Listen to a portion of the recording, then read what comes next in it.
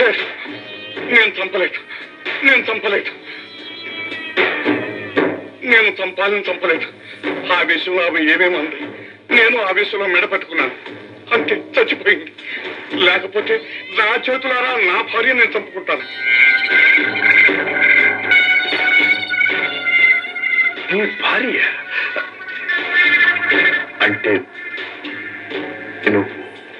అవును బాబు, నేను నీ తండ్రిని బాబు, నేను నీ తండ్రిని.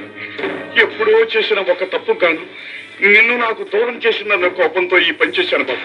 కేవలం నీకోసం చేశాను బాబు. నిజం బాబు, నా మాట నమ్ము. ఆ భగవంతుడి మీద ఒట్టు. భగవంతుడు, ఆ భగవంతుడే భార్యాభర్తల మధ్య ప్రేమను సృష్టిస్తాడు.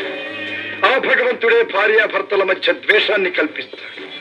ఆ భగవంతుడే తండ్రి బిడ్డల్ని వేరు చేస్తాడు. ఆ భగవంతుడే తండ్రి బిడ్డల్ని కలుపుతాడు. ఆ భగవంతుడే ఈ రోజు ఈ తండ్రిని ఈ కొడుకును ఈ విధంగా కలిపాడు.